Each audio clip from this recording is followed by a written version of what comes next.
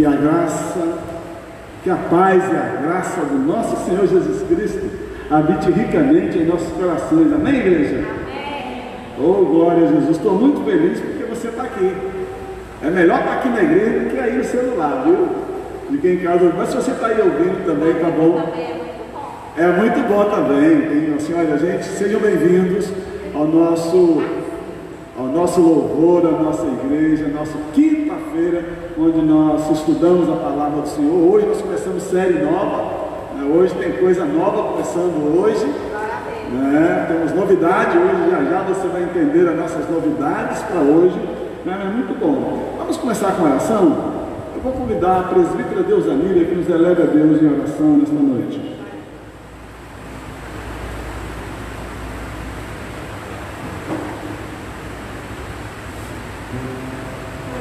Deus amado, louvado seja o teu nome, Pai, pelo privilégio de podermos estar reunidos nesta noite, na tua casa, para o louvor e a adoração do teu nome.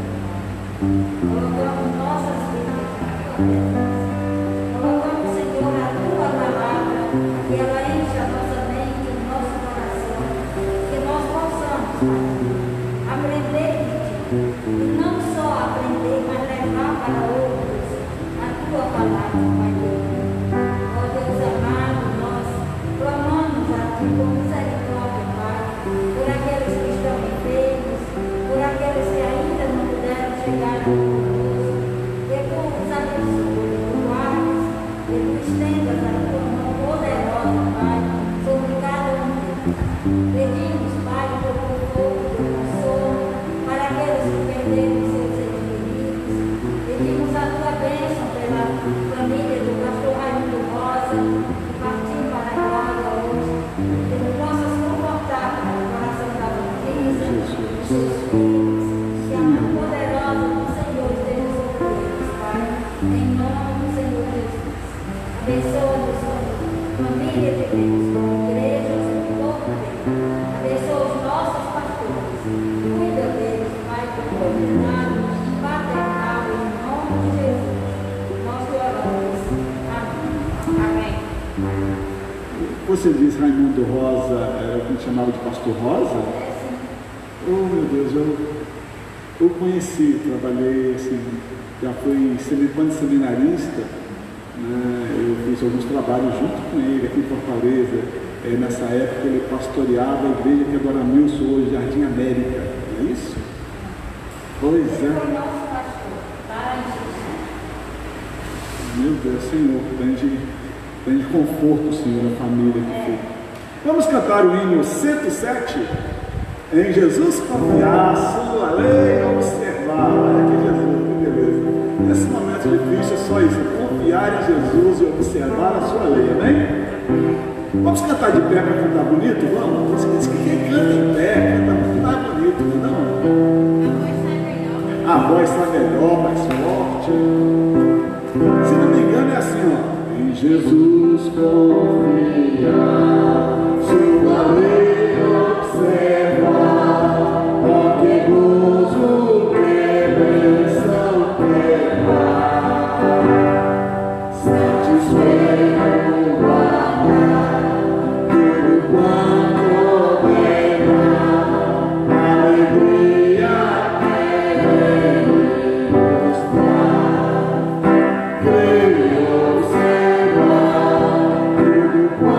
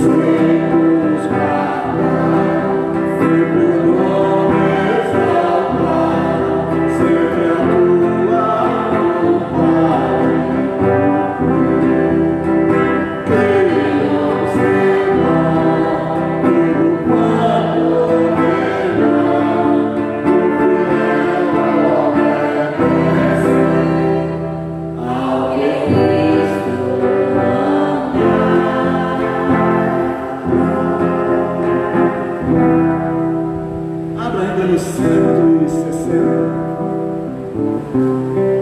160, 160. Depois que Cristo me salvou, aleluia, em céu o mundo se tornou. Olha que coisa linda, maravilhosa. Mais ou menos assim, ó, me ajudem aí, ó.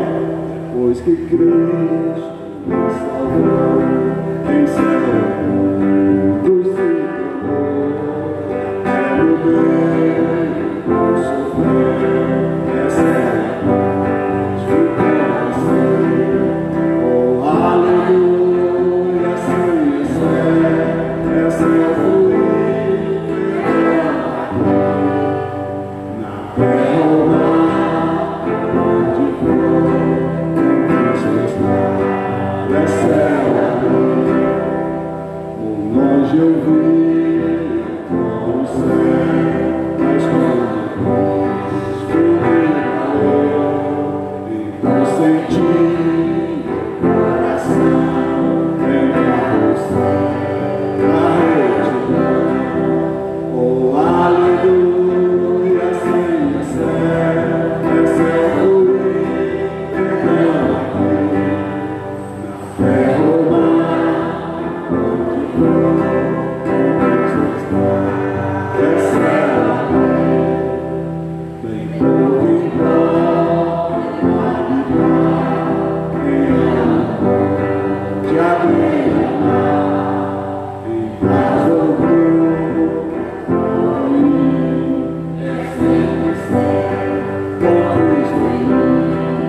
Oh, aleluia, sim, essa é a fluir, perdão aqui, na terra ou mar, onde for, Cristo está, essa é a lei.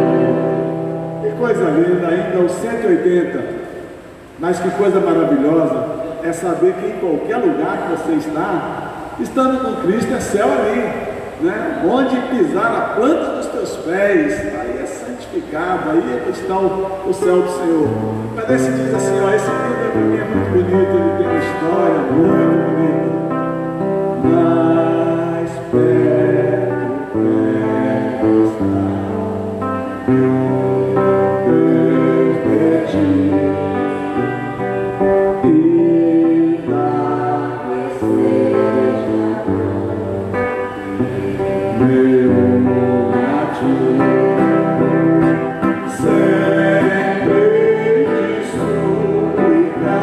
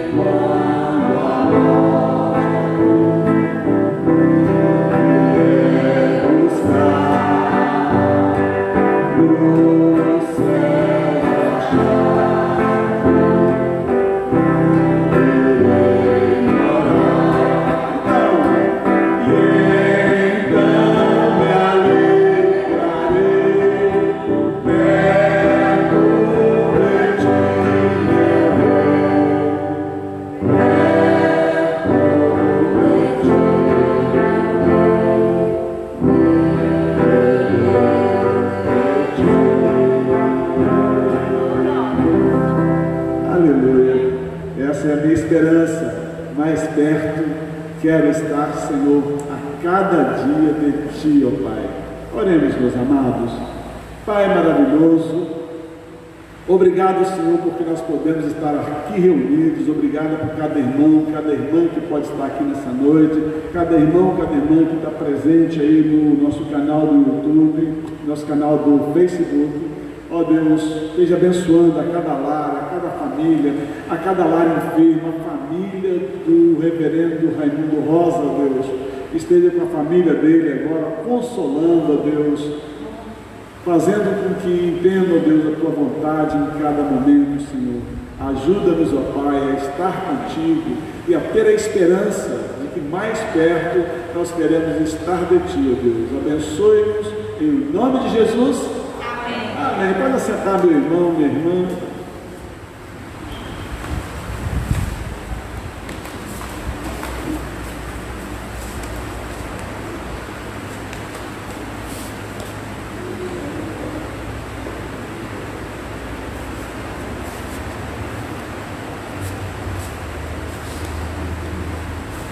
Queridos, vamos começar hoje uma nova série, amém? Vamos falar hoje de um assunto que eu já fiz alguns sermões aqui na igreja sobre esse assunto, ou sobre essa temática, mas resolvi agora fazer uma série de estudos, né? Estudos aqui no nosso grupo, na nossa Escola Bíblica Discipular, na nossa EBD, na nossa Escola Bíblica Discipular. Então, convido você para a gente começar abrindo a Bíblia, né? Amém? A escola, quem vem para a escola de lá tem que trazer a Bíblia, é o livro básico da nossa história. Então, abra a tua Bíblia aí para o Evangelho de João, capítulo 1, a partir do verso 43. Evangelho, conforme nos relatou o evangelista João, capítulo 1, a partir do verso 43. Amém? Todos encontraram? Encontrou aí também? Evangelho de João, capítulo 1, a partir do verso 43. Achou aí, irmão? Aleluia, glória a Jesus, irmão. No dia imediato, no dia seguinte, resolveu Jesus partir para a Galileia e encontrou a Filipe, a quem disse: segue-me, vem comigo. Tipo assim, vem comigo. Ora, Filipe era de Betsaida, cidade de André e de Pedro. Filipe encontrou Natanael e disse-lhe: achamos aquele a quem Moisés escreveu na lei, a quem se referiram os profetas, Jesus, o Nazareno, filho de José. Perguntou-lhe Natanael: de Nazaré pode sair alguma coisa boa? Respondeu Filipe: vem e vê. Jesus viu Natanael aproximar-se e disse a seu respeito: eis um verdadeiro israelita, em quem não há dolo. Perguntou-lhe Natanael: de onde me conheces? Respondeu Jesus: antes de Filipe te chamar, eu te vi quando estavas debaixo da figueira.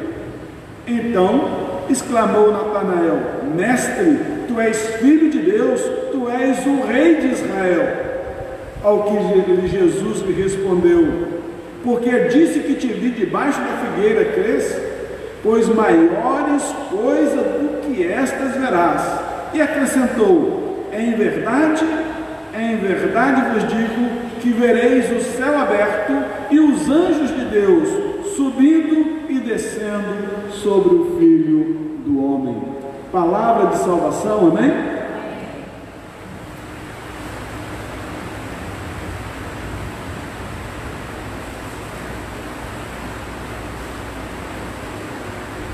Queridos, vamos começar uma série nova hoje.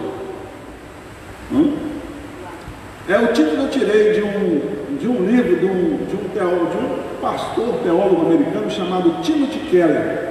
Quer dizer, o título do livro dele é o mesmo da série que eu dei aqui: Encontros com Jesus.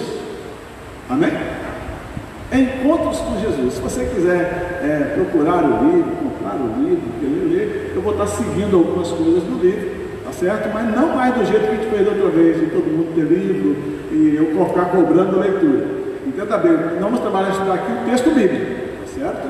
Mas se você quiser, eu indico uma boa leitura, né? É um pastor presbiteriano, então você pode ler sem medo. Não é aquele time, não, é outro. É amigo dele. Acho que pode deixar lá aberto, viu, Elivan? Não. Então, assim, olha, o Timothy Keller, ele é pastor presbiteriano, e ele tem uma igreja no lugarzinho mais pobre do mundo. Você tem uma ideia qual é o lugar mais pobre do mundo? Ironicamente falando, ele tem uma igreja em Manhattan. É o metro quadrado dos mais caros do mundo. E ele abriu uma igreja presbiteriana lá em Manhattan.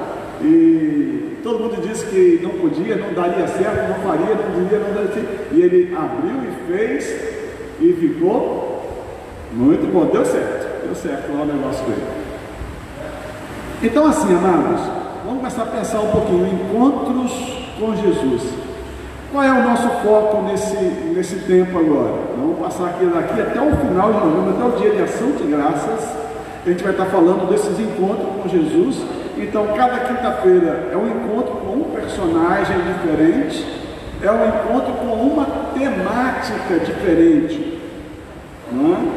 Tá certo? Então, hoje nós vamos pegar um tema que, para mim, escolhi esse tema. E outra coisa, não vai ter uma ordem cronológica. Vou começar do primeiro encontro de Jesus. Hoje coincidiu de estar aqui no primeiro capítulo de João, mas não é uma ordem cronológica, nem vai seguir uma ordem do Evangelho. A gente vai estar falando a cada quinta-feira de um encontro, e nesses encontros, a temática do encontro. Então tá certo. Então, encontros com Jesus.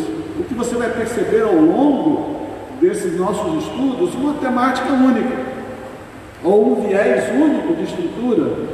Ou seja, nenhum dos encontros com Jesus, o indivíduo continuou sendo mais a mesma pessoa.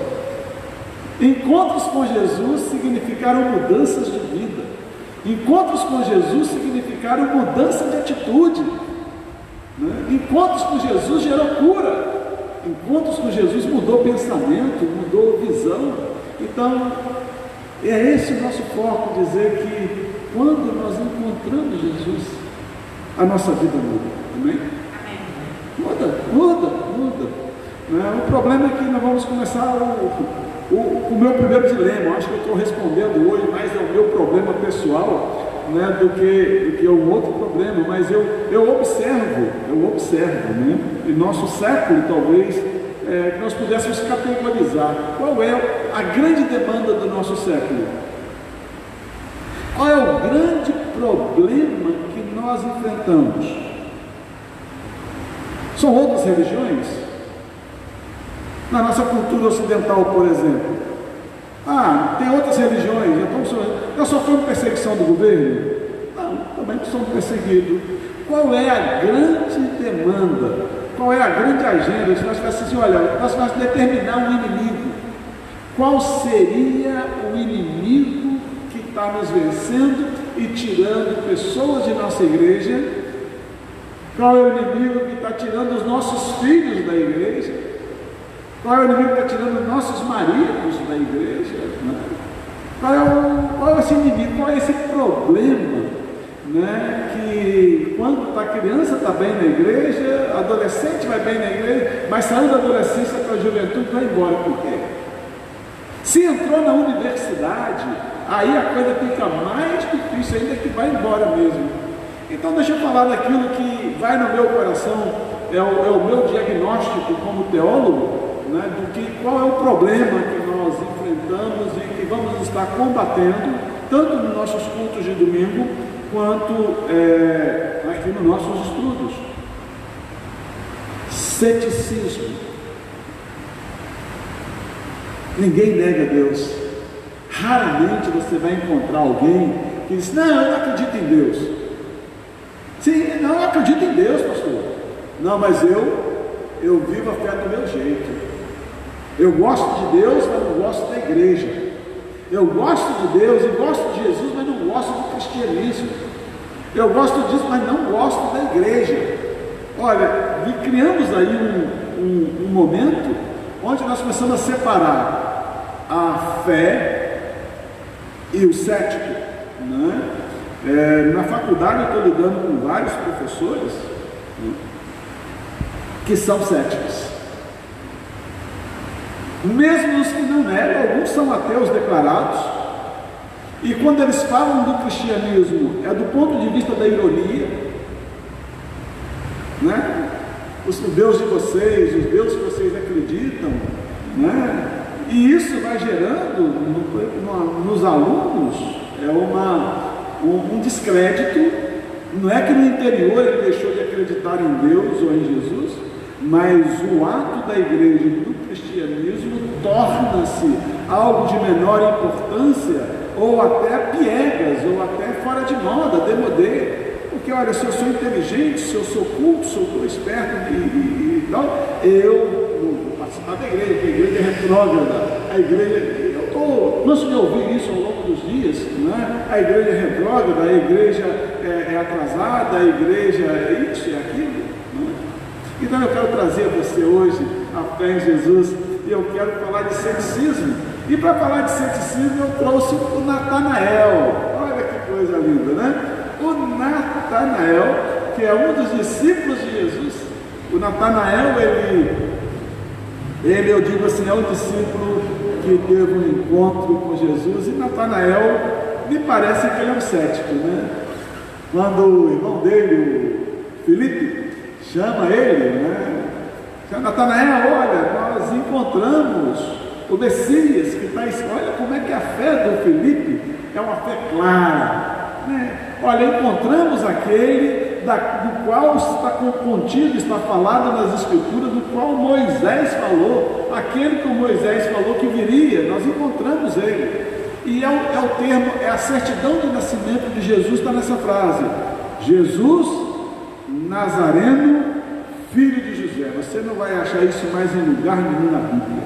Só que me parece uma certidão clara. Ele é Jesus, ele nasceu na cidade de Nazaré e ele é filho de José. Eu acho que esse é o dado histórico mais comprovado, né? E aí Natanael disse: pode por um acaso sair alguma coisa? Como é que ele disse aí? Alguma coisa boa, né? De Nazaré.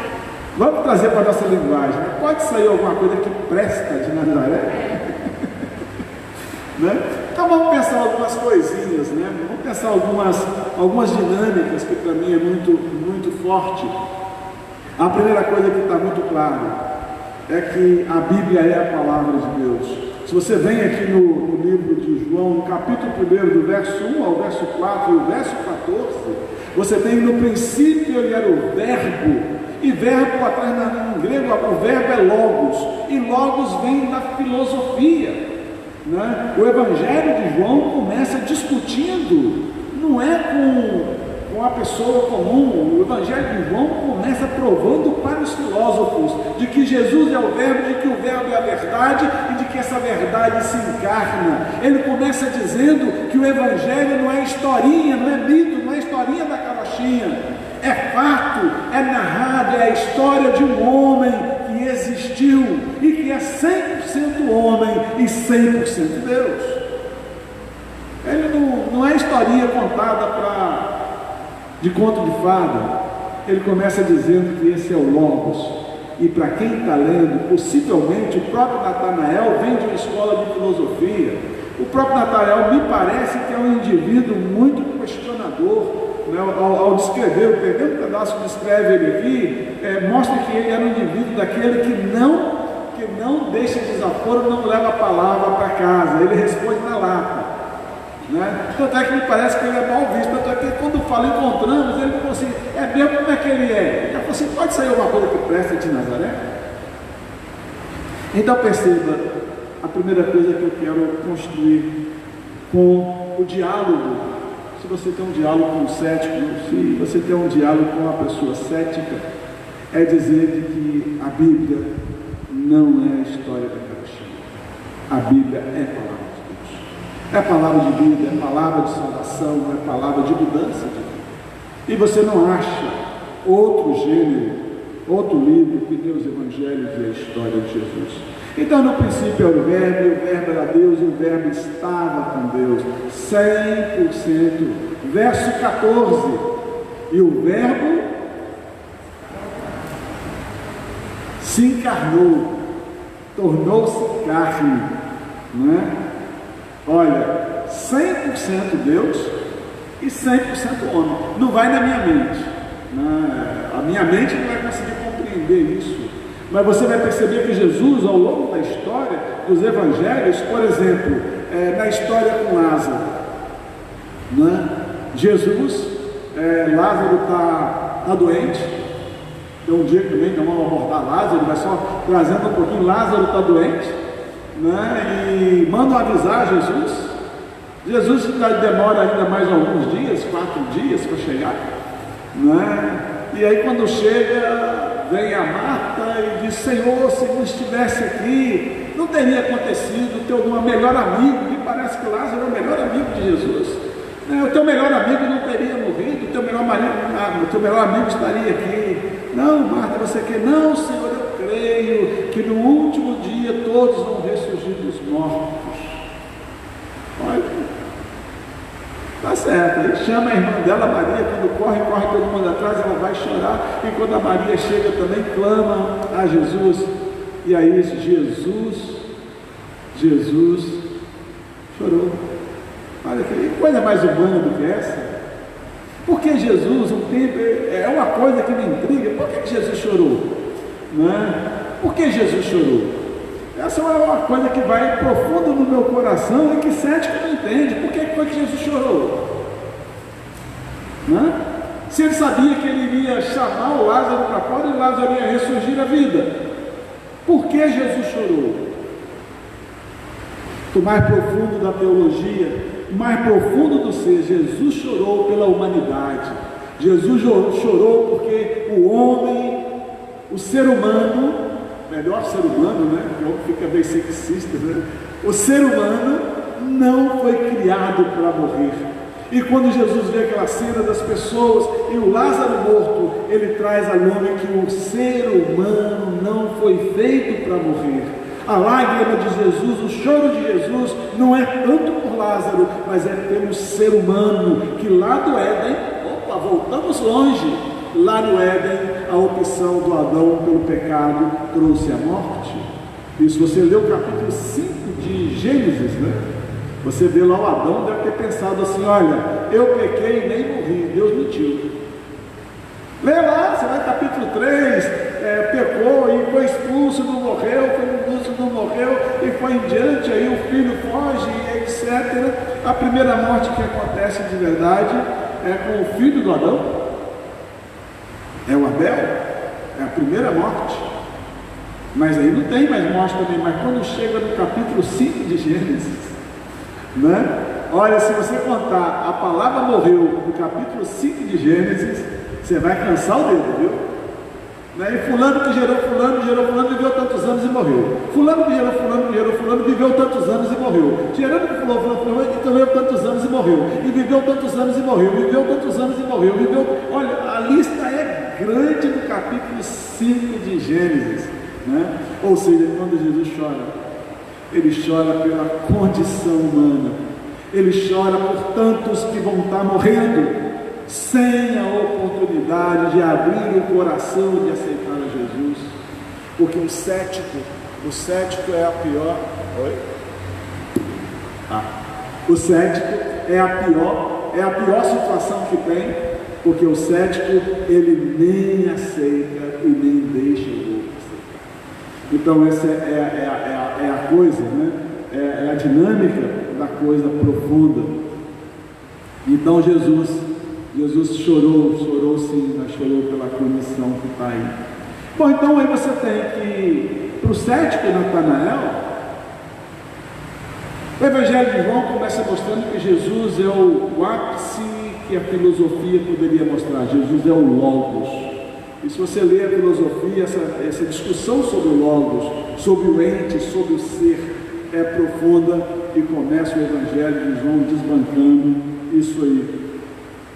A segunda coisa que eu quero construir com você, eu quero pensar um pouquinho com você, né? Quando Natanael está lá e ele diz assim, pode sair alguma coisa, vamos falar uma linguagem mais comum, né? Sabe sair uma coisa que preste lá de Nazaré? Mas se você ler um pouquinho para trás, o Filipe, ele é de Betsaida, cidade que também era de Pedro e de André. Betsaida também é na Galileia.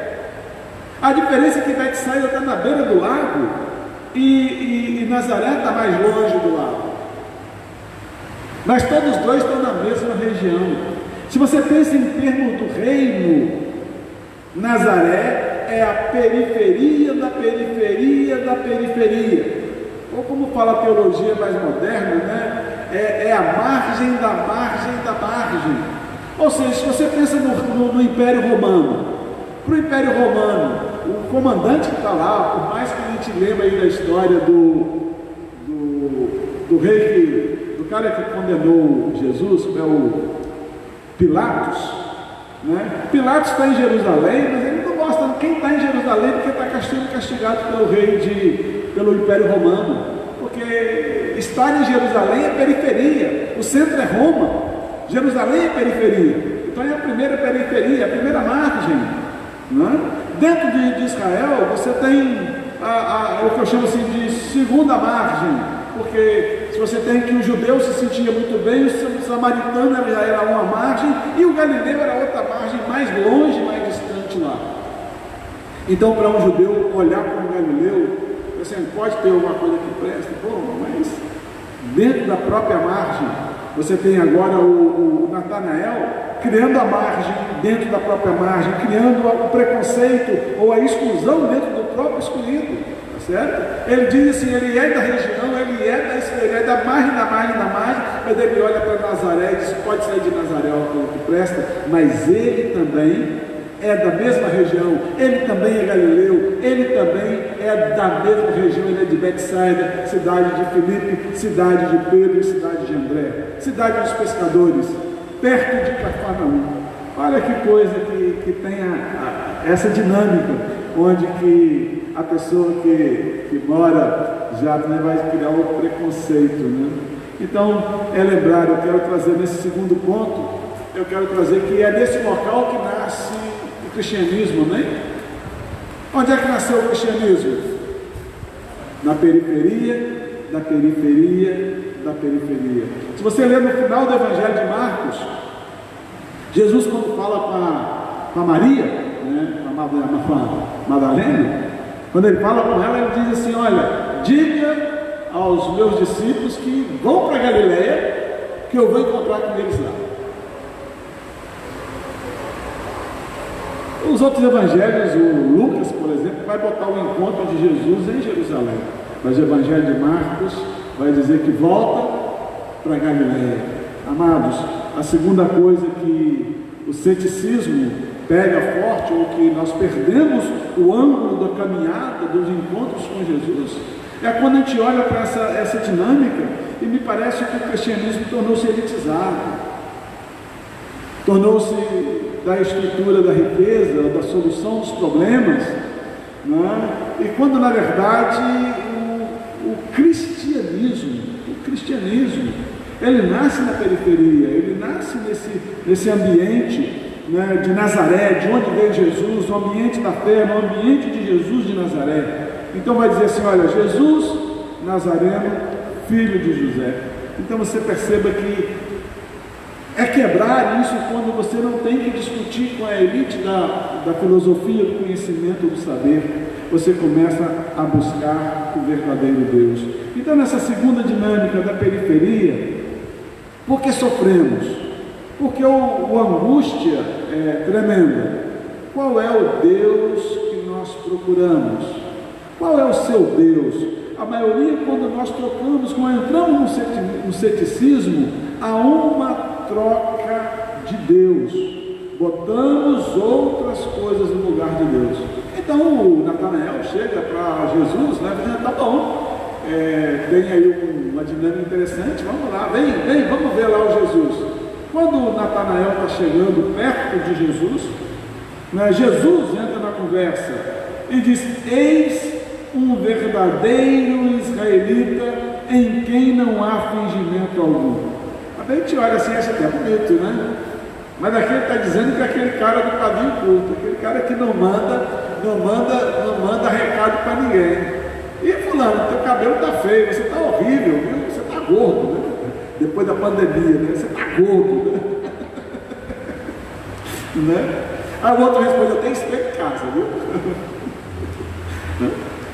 Mas me parece que Natanael é esse cara muito positivo, muito amplo, muito aberto. E Jesus disse assim, eis um verdadeiro israelita em quem não há dolo. Jesus, quando olha para esse indivíduo, Jesus, quando olha para esse cético, ele olha para o fundo da alma dele, ele olha para aquilo que ele tem de bom.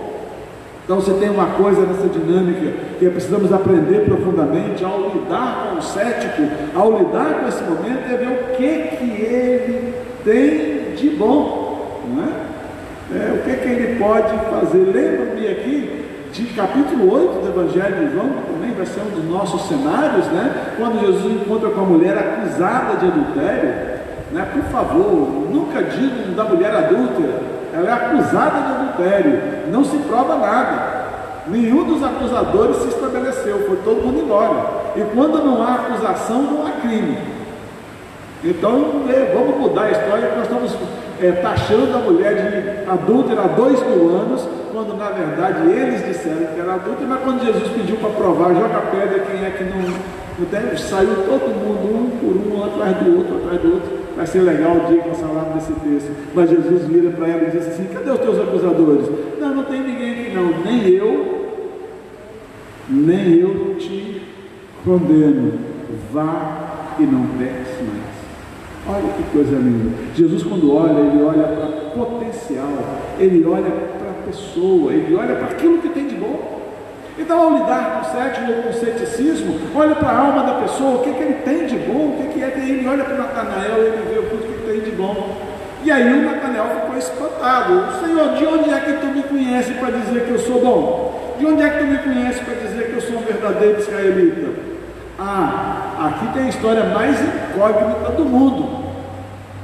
Eu te vi quando você estava debaixo da figueira. Olha, qualquer tentativa de explicar o que Natanael estava fazendo debaixo da figueira é mera especulação, meu irmão. A Bíblia não diz. E nós precisamos aprender a parar onde a Bíblia para. Mas me parece que o Natanael estava fazendo alguma coisa muito grande. Porque quando Jesus diz assim, eu te vi quando eu estava debaixo da figueira, ele imediatamente muda. É o encontro com Jesus que muda, é o momento do encontro com Jesus onde que desarma completamente Natanael. Jesus não foi discutir com Natanael filosofia, não foi provar que ele era o verbo, que ele era o logos. Jesus não foi provar ou discutir com Natanael de que as escrituras falavam a respeito dele. Ele vai fazer isso no Evangelho de Lucas, né, no encontro dos caminhantes de Emaús depois da ressurreição. Mas ele aqui com Natanael, ele não provou nada disso. Ele só mostrou para Natanael, eu te vi quando você estava debaixo da figueira. O que Natanael fazia debaixo da figueira, meu irmão, minha irmã? Eu só sei que imediatamente ele abre a expressão, mestre, o Senhor é o Filho de Deus, o Senhor é o Rei de Israel. O que ele estava fazendo debaixo da figueira? Não tenho a mínima ideia, e ninguém tem. As Escrituras não falam disso mais em lugar nenhum. E nós precisamos aprender a nos calar quando as Escrituras se calam. Mas que alguma coisa ele estava fazendo, porque quando diz que viu, né? Aí eu quero pegar nesse ponto aqui agora do que ele viu, né? Quando Jesus disse para ele assim, olha, eu vi você debaixo da figueira. Tem uma dinâmica muito profunda que a gente passa pela vida, mas o Bill Hybels escreveu um livro, né, que tem um título para mim muito interessante: Quem é você quando ninguém está olhando? Pior que depois o próprio Bill Hybels vai cair nessa história aí, né? Mas ele tem uma proposta muito interessante: quem é você quando ninguém está olhando? Me parece que Natanael estava nessa situação, estava numa posição em que ninguém estava olhando, estava numa posição em que sabia que ninguém estava vendo. Quem é você quando não tem ninguém te olhando ou se vendo? Me escandalizou, não sei, me escandalizou não, porque eu acho que na idade que eu estou, com a experiência de vida que eu já tenho, não tem pouca coisa que me escandalize, né? Me surpreende, mas me escandalizar está coisa pouca. Mas nos autos da história da Flor de Lis, né, está lá de que a Flor de Lis, ela e o cara que era o marido dela, que eles mataram ele, o pastor, né, primeiro tinha sido namorado ou namorido de uma das filhas dela, depois se casou com ela, né, e que juntos eles tinham relações sexuais também com filhas, né, e que eles convidavam pastores que vinham do exterior e ficavam hospedados na casa dele, e ele dava as filhas para ficarem com o pastor. O que você faz quando ninguém está vendo? Né? O Gary Smiles, ele tem num dos seus livros, ele diz assim: olha, eu fui fazer umas palestras, uma viagem, o avião teve um problema e eu fui hospedado num hotel fora de trecho do caminho. E aí desci para o saguão do hotel para jantar, etc. Estou no meu jantar, de repente senta uma moça muito bonita do meu lado, etc. E começa a conversar e de repente ela se convida para ir para o meu quarto e não sei o que. E foi com esse livro do Gary Smiles que eu aprendi aquela expressão: se você pode resistir o diabo, né, frente. Se você não pode, fuja, porque é melhor um covarde vil do que um herói bom. E dizendo que largou a mesa e saiu correndo, deve ter sido uma cena, né? E saiu correndo pelo saguão e foi para o quarto dele e trancou a porta do seu quarto. Ufa! Né? Mas quantos, né, podem estar fazendo coisa errada porque ninguém está vendo? Quem é você quando ninguém está vendo? E parece que esse é o fruto aqui do Filipe, do Natanael. Ele está numa posição, ele está numa situação em que ninguém está vendo o que ele está fazendo. Eu não sei o que ele está fazendo, mas ninguém tem visto. E ele ficou surpreendido quando alguém disse: eu te vi. Eu te vi quando você estava debaixo da figura. Não estou dizendo que ele fez coisa certa ou que ele fez coisa errada, mas quando diz que ele viu, ele tem uma expressão: Senhor, tu és Senhor, tu és o Filho de Deus, o Senhor é o Rei de Israel. A profissão de fé de Natanael é uma coisa profunda. Então a outra coisa que vem e vê, essa outra coisa do ver, está no início da história, quando ele começa lá em cima, você começa no Evangelho de João, o João Batista falando de Jesus, do Cordeiro, que ele cresça, que eu diminua, o Cordeiro de Deus que tira o pecado do mundo, e os dois discípulos dele resolvem seguir a Jesus. A gente não tem nome, tem um discípulo no Evangelho de João que não tem nome. Então, dos dois, um é o André, irmão do Pedro, o outro não tem nome. E ele vai passar o Evangelho todinho sem nome. Até o final do Evangelho, a gente chama de discípulo amado, ele não tem nome. Se chama, se consome se dizer que é João, mas em momento nenhum do Evangelho de João ele é chamado de João. Então você tem essa dinâmica aí. E o André vai e chama Pedro. Quando Pedro chega, Jesus: Pedro, seu nome daqui é Cefas, seu nome daqui para não ser mais Cefas, vai ser Simão Pedro, vai ser Pedro agora, vai ser Pedro teu nome. Você não vai ser mais o Cefas, mas vai ser Simão Pedro.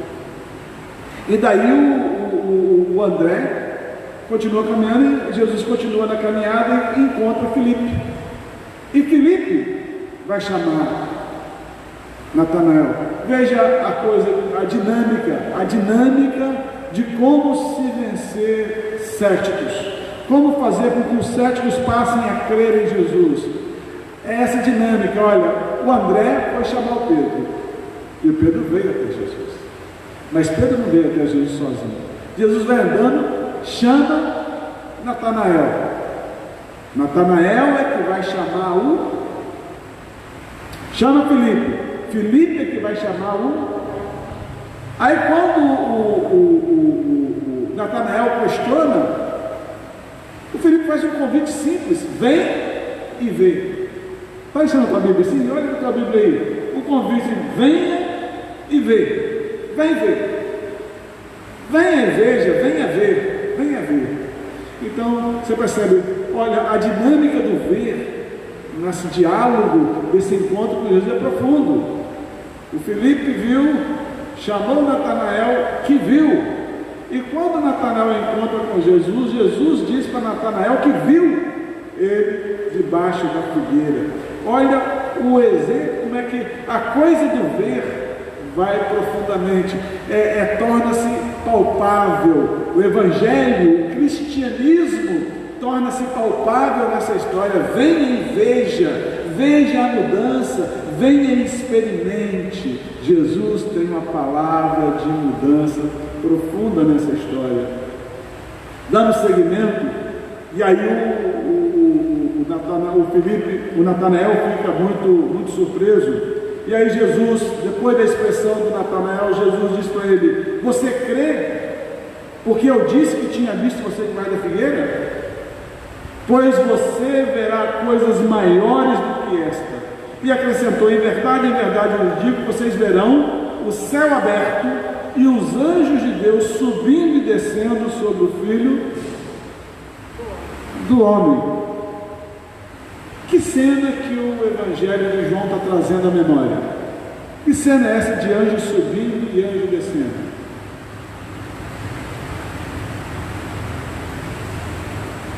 Jacó, quando estava fugindo de casa, fugindo do seu irmão Esaú, ele chegou num lugar onde que ele foi descansar, e ele sonhou, e no sonho ele viu uma escada que ia para o céu, e os anjos subiam e os anjos desciam. E quando ele acordou, ele botou o nome do lugar de Betel, casa de Deus, Betel.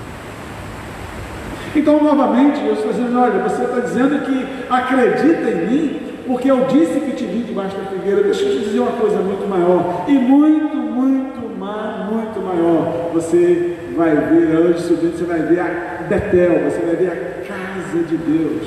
Ou seja, a dinâmica do Natanael é a dinâmica de uma religião baseada em dogmas e em espaços.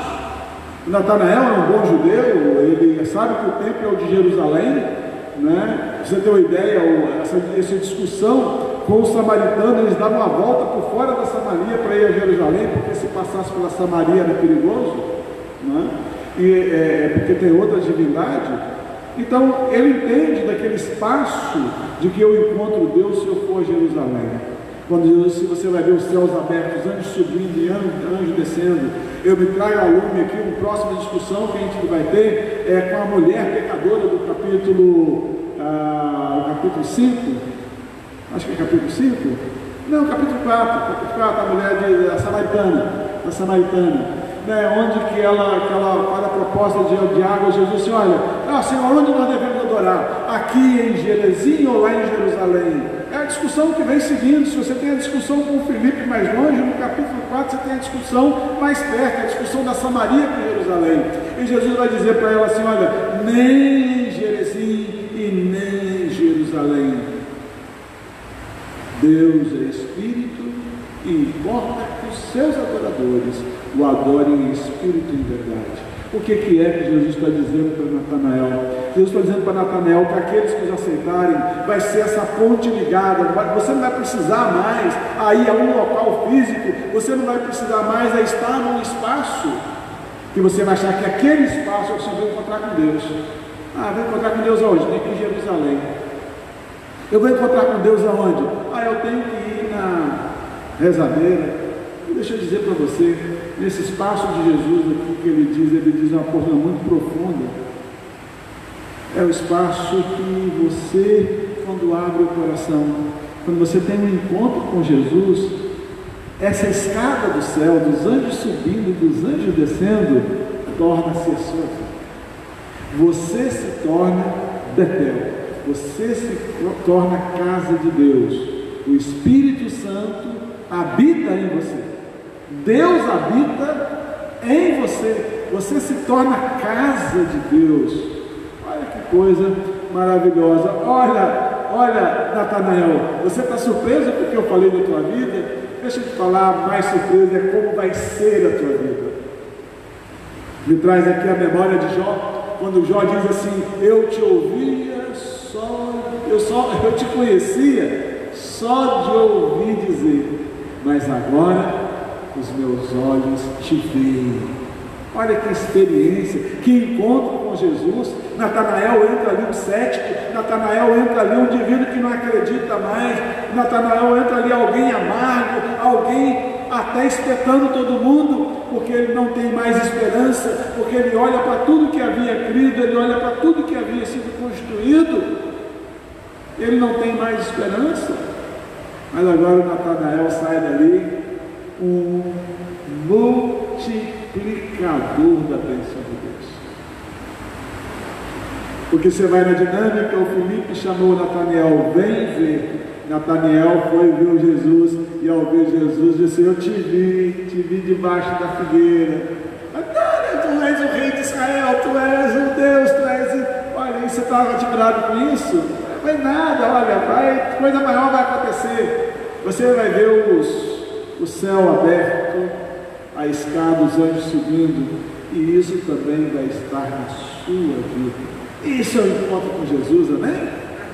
Esse é o encontro transformador com Jesus. Esse é o encontro onde você entra para Jesus e diz assim: agora a minha vida, Senhor, é outra vida. Agora, como nós cantamos no hino agora há pouco, agora, Senhor, é céu aqui.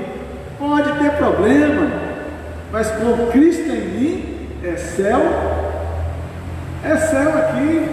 É essa fé que nós perdemos, é essa dinâmica dessa relação com a fé singela, porém autêntica, que nós perdemos e abrimos espaço para o ceticismo. Amados, volte para Jesus.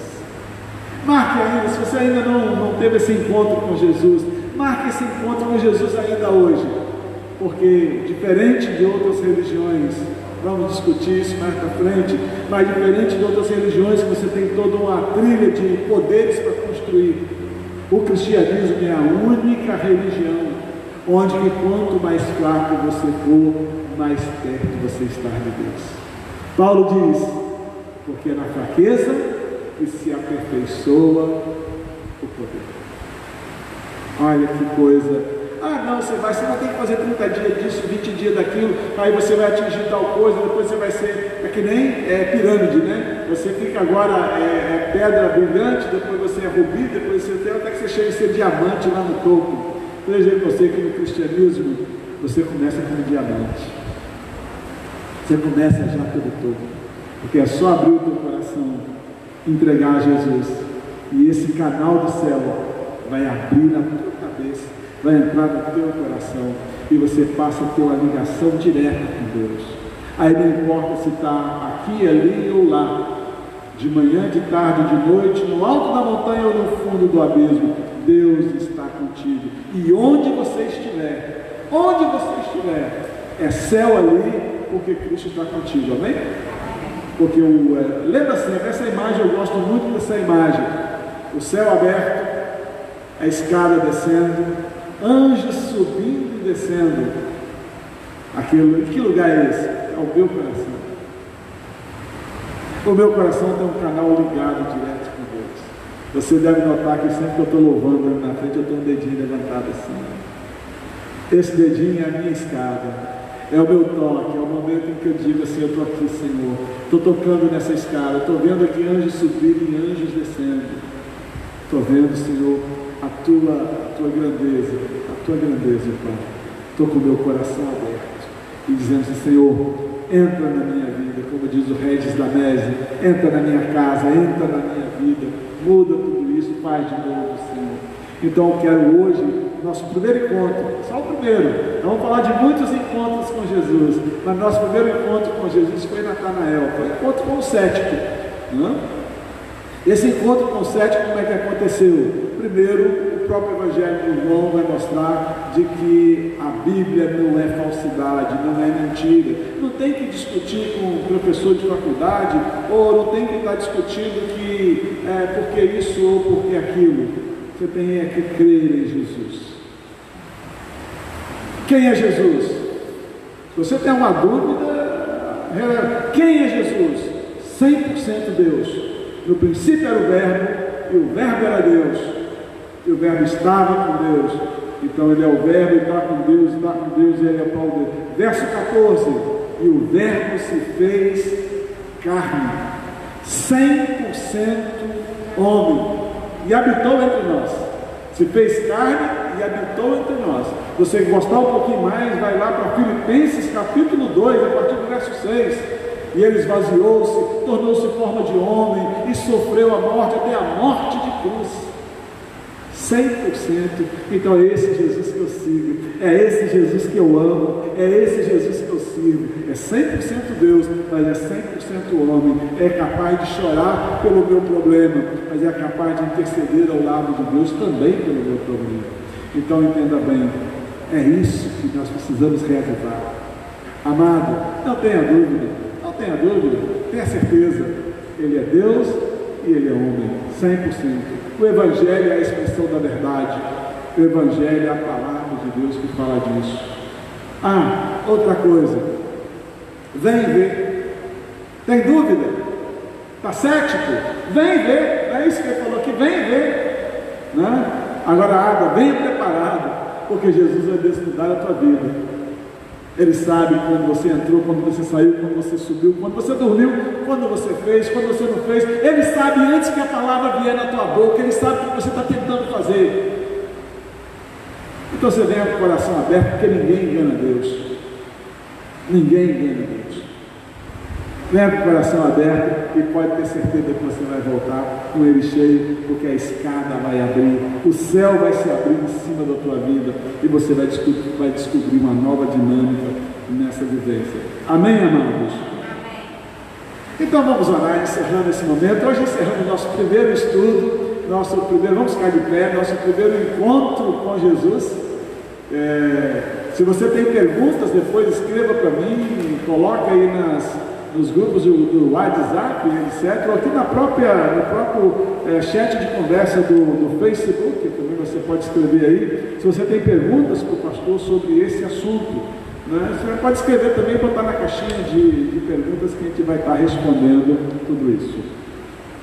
Pai maravilhoso, obrigado, Senhor Jesus, porque nesta noite, ó Deus, nós queremos quebrar todo espírito de ceticismo, Pai, porque a nossa fé é singela e pura, ó Deus, e nós abrimos o coração para que teve um encontro, assim como Natanael teve um encontro não acreditando em Ti, teve um encontro não sabendo quem era Você e nem acreditando, mas ele foi lá, Senhor. Nós estamos aqui, ó Deus, queremos esse encontro como Natanael, queremos ter essa experiência contigo como Natanael, ó Deus, de limpar, de Deus mudar a vida, mas também de ser receptáculo do Teu Espírito, de ver o enchimento do Teu Espírito, de ver os anjos descendo e protegendo, as miríades dos exércitos celestiais, ó Deus, acampando ao nosso redor, como diz o salmista, para nos proteger e nos guiar, ó Deus.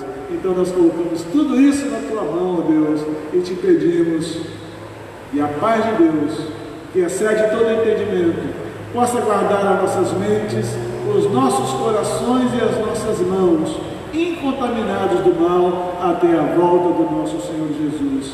Em nome do Pai, do Filho e do Espírito Santo. Amém. Deus abençoe você, Deus abençoe você, cada um de vocês. Lembra que na próxima quinta-feira nós continuamos Encontros com Jesus. É uma maravilha. Deus abençoe você. Por favor,